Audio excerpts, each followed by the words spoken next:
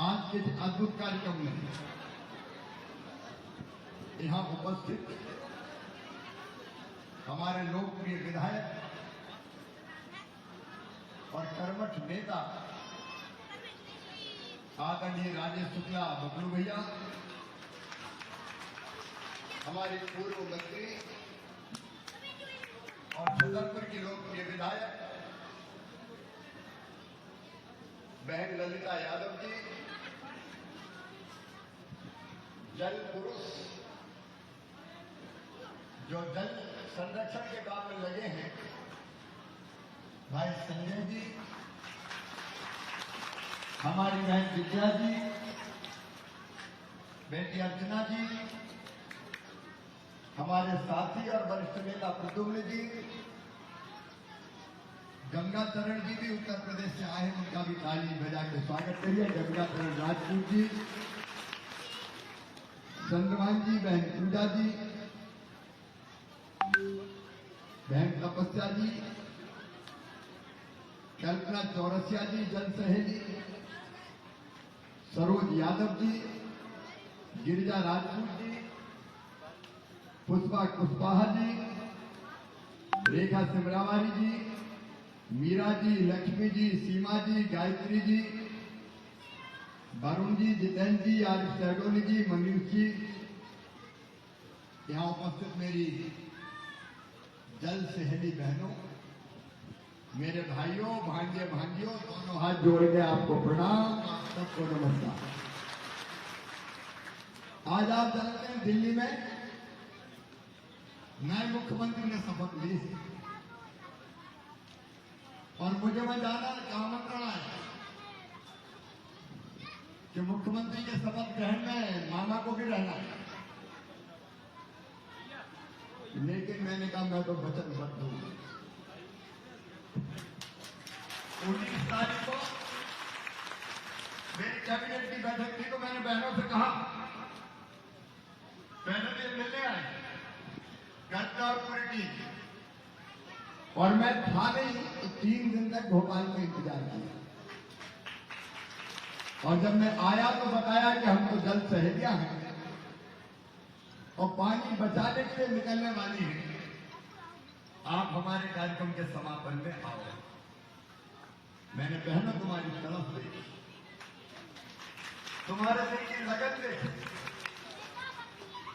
और भाई जब आग्रह पूर्वक, बहन जब आग्रह पूर्वक भाई से कह दे तो भाई कैसे टाल सकता है। मैंने कहा कि मेरी बहनों, तुम्हारे जल संरक्षण के अभियान को प्रणाम करने शिवराज सिंह चौहान आएगा।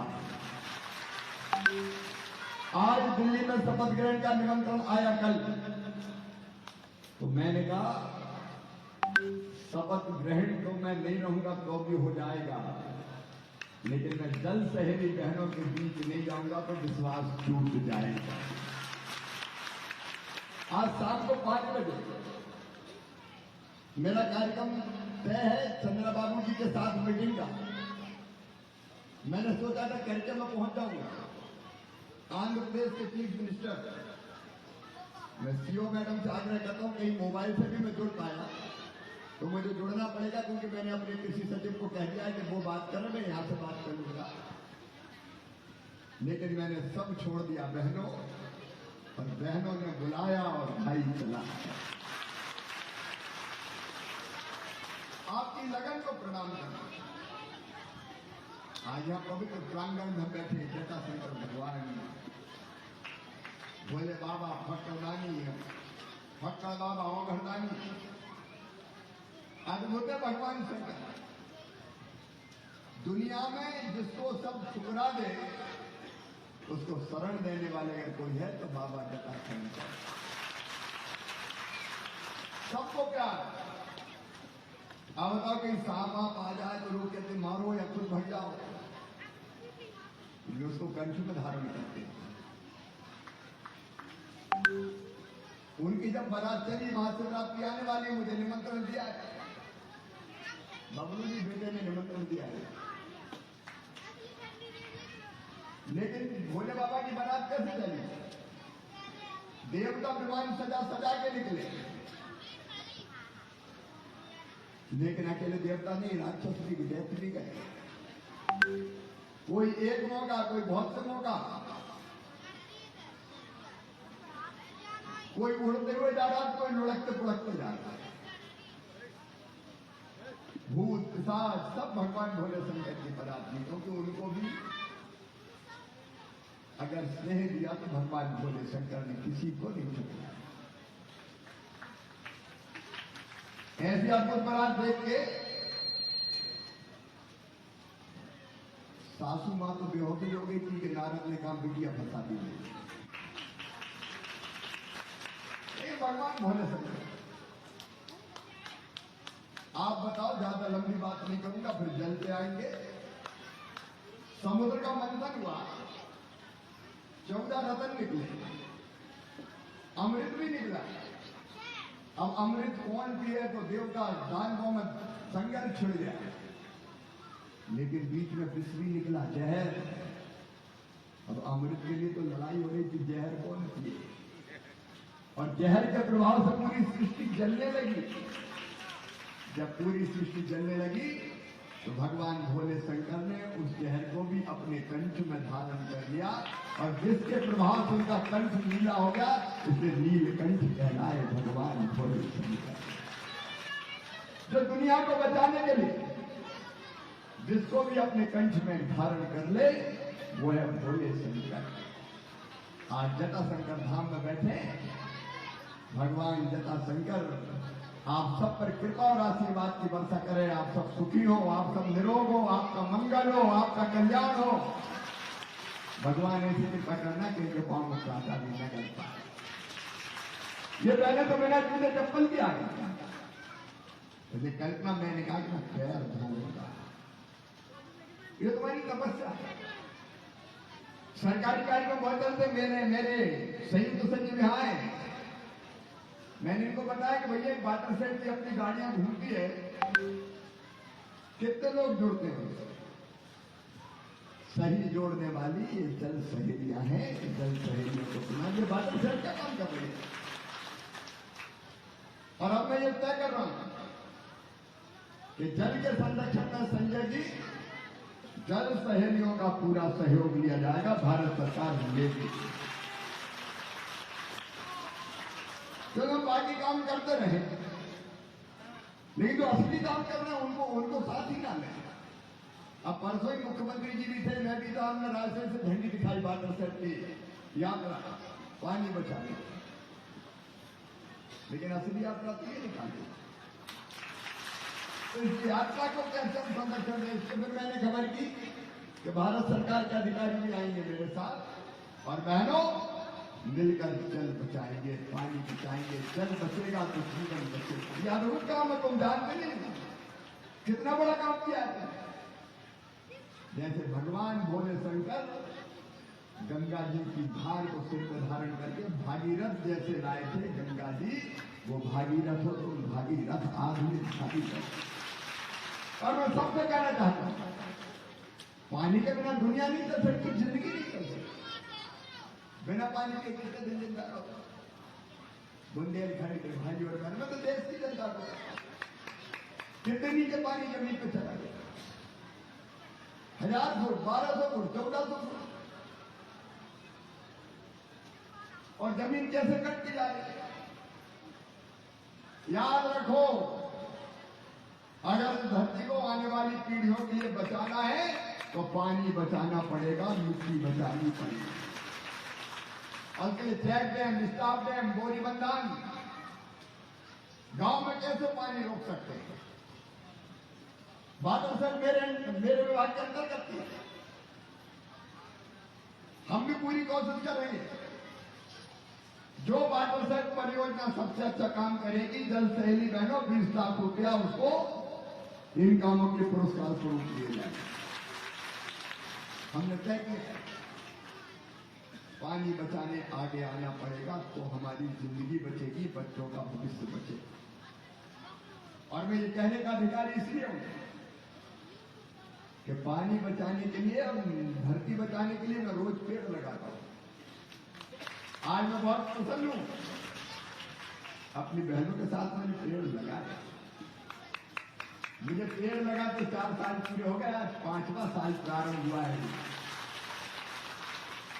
रोज पेड़ लगा, मैंने एक दिन की आगे नहीं किया।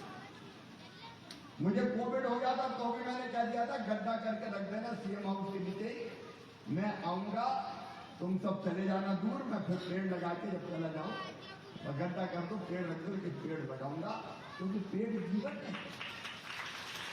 पेड़ हमें ऑक्सीजन देते हैं, ऑक्सीजन से हम सांस लेते हैं। अगर कोई नाक पकड़ ले कितनी देर जिंदा रह पाओ, और ऑक्सीजन पेड़ देते हैं, और पेड़ पानी भी बचाते हैं। एक वयस्क पेड़ पानी बरसात का अवशोषण करता अपनी जड़ों से, और जब गर्मी आ जाती तो बूंद बूंद करके छोड़ता है, धरती में नमी रहती है, मिट्टी के कटाव को रोकता है।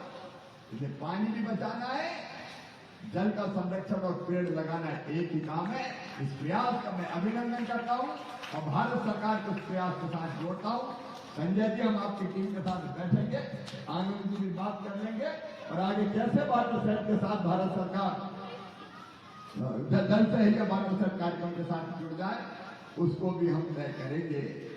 लेकिन बहनों, 2 संदेश और चूंकि आए गए हूं तो मेरे विभाग को दे देता हूं। एक, लाडली बहनों को केवल लाडली बहना नहीं रहना, अब लखपति दीदी बनना है। और ये मैं मजाक नहीं कर रहा, ये हम कहते रहेंगे। प्रधानमंत्री श्रीमान नरेंद्र मोदी जी विजनरी नेता है, भगवान का वरदान है भारत को। उनने ग्रामीण विकास विभाग में मुझे दिया, और उसी में आती लखपति दीदी। और लखपति दीदी का मतलब है एक बहन की आमदनी घर का कामकाज करते हुए 1 लाख रुपया साल कम से कम होना चाहिए। बोलो होना चाहिए कि नहीं? जोर से बोलो, होना चाहिए कि नहीं? क्यों गरीब रहे, क्यों आंसू बहाए? क्या रोना केवल औरत जात के हिस्से में आया है? क्या हम 1000-2000 रुपए के हाथ चलाएंगे? अब ये नहीं होगा। आजीविका मिशन के माध्यम से सेल्फ हेल्प ग्रुप बना के हम कई तरह के काम प्रारंभ करेंगे, और हर बहन स्व सहायता समूह से भी जुड़ जाए। मैं जन सहयोग को भी आह्वान करता हूं, वो भी सब जुड़े, और हम कई काम करके अपनी आमदनी बढ़ाएंगे। हम अपने पैरों पर खड़े हैं, ये करना ही पड़ेगा हमें। बोलो सब तैयार हो? कोई गरीब रहना चाहते हैं क्या? नहीं रहेंगे गरीब। प्रधानमंत्री जी के नेतृत्व में 25 करोड़ गरीबी रेखा के नीचे लोग थे। हमारी बहनें भी गरीब नहीं रहेगी। और भाई को लखपति दीदी भी इसीलिए विधायक डिपार्टमेंट, चिंता मत करना, मैं जी जान लगा दूंगा, पूरे देश में करूंगा, यहां के लिए भी करूंगा, जन सहयोग का सहयोग भी दूंगा। और दूसरी बात, बबलू भैया आपके क्षेत्र के लिए भी करूंगा, ललिता जी आपके सभी के लिए मैं कर रहा हूं। कई कच्चे मकान में रह रहे हैं, पक्के मकान नहीं रह रहे कि नहीं? कई लोग कच्चे मकान में, कौन कौन रह रहे हैं कच्चे मकान वाले? आप मेरी जल से बहनें बहुत थी, तो सुनो मेरी बहनों, ये पक्के मकान वाला डिपार्टमेंट भी भैया के पास आ गया, प्रधानमंत्री। और इसलिए अभी सर्वे का काम चल रहा है, सीओ मैडम भी अब बैठी। अब नया ये आवास, पीएम आवास में नाम जोड़ने का चल रहा है ना सर्वे, अभी सर्वे चल रहा है, 31 मार्च तक चलेगा। और सर्वे में कई शर्तें मैंने बदल दी है। पहले ये शर्त थी कि अगर किसी के पास 2 पहिया वाहन है, मोटरसाइकिल, स्कूटर, तो उसको पीएम आवास योजना का मकान नहीं मिलेगा। अब भैया मोटरसाइकिल स्कूटर तो सभी के पास है कि नहीं? अब तो मजदूरी करने भी मोटरसाइकिल पे जाना पड़ता है, तो मैं कैसे में तो बहुत से रह जाएंगे। तो हमने अब नियम बदल दिया, अब जिनके पास मोटरसाइकिल स्कूटर उसको भी आवास दिया जाएगा। दूसरी चीज हमने ये तय कर दी कि 10,000 से ज्यादा आमदनी है तो नहीं देंगे। मैंने लखपति दीदी बना रहे हैं, 10,000 से ज्यादा आमदनी तो नहीं देंगे, तो कई दीदी कहेंगे मत बनो, लखपति मकान ले दें। और जब 10,000 की सीमा हटा दी 15,000 रुपया महीने तक की आमदनी तो अभी मकान दिया जाएगा। और तीसरी बात, किसान छोटे वो कहां जाए? और जो 2.5 एकड़ तक जिनके पास सिंचित जमीन और 5 एकड़ तक असिंचित जमीन है उनको भी मकान दिए जाएंगे। और इसके लिए अभी सर्वे चल रहा है, तो भैया ठीक से सर्वे करवा लेना, और छूट जाए तो मुझसे मत कहना। अच्छा, एक तरकीब और बढ़ाई हमने कि सेल्फ सर्वे भी कर सकते, खुद ही सर्वे। खुद सर्वे कैसे करेंगे बताऊं? अरे बताओ क्या, अपने पास अगर मोबाइल है और आधार कार्ड है तो हम मोबाइल पे आधार कार्ड के जो नंबर है लॉगिन करेंगे और फोटो खींचेंगे। लॉगिन करेंगे तो एक फॉर्म आएगा, उस फॉर्म में जो जानकारियां को मोबाइल में भर देंगे और हमारा फेस ऑथेंटिकेशन मतलब फोटो खिंचाएगा, तो आपका रजिस्ट्रेशन अपने आप हो जाएगा, किसी की जरूरत नहीं पड़ेगी। ये इसलिए भी किया कि कई बार पंचायत में कहीं लड़ाई झगड़ा है, कहीं कुछ है तो उनकी जाए तो छोड़ ही दो, बहुत से नहीं में रह जाते। कई बार अगर सचिव महोदय नाराज हो गए तो नाम ही कट गया। मैं नहीं कह रहा कोई ऐसा होता होगा, लेकिन कई बार हो जाता है, छूट जाता है। तो थोड़ा ही सर्वे कर लो। अब मामा है ग्रामीण विकास मंत्री, चिंता काय की है, मोदी जी की आशीर्वाद है। उसका फिजिकल वेरिफिकेशन करेंगे और जिनका सही पाया जाएगा सबके नाम जुड़ जाएंगे, तो ये मकान भी बनाए जाएंगे। और पानी बचाने के काम में तो लगे ही हैं किसान भाई। आज समय नहीं कि मैं किसानों की बात करूं, लेकिन प्रधानमंत्री जी के नेतृत्व में खेती को लाभ का धंधा बनाने का अभियान भी लगातार हम चला रहे हैं, कोई कसर नहीं छोड़ेंगे। आप सबसे मिलकर आज बहुत अच्छा लगा, बहुत दिन में आ पाया मैं, क्योंकि आजकल मुझे पूरे देश में जाना पड़ता है। अब अभी मैं कल परसों में हरियाणा जाऊंगा,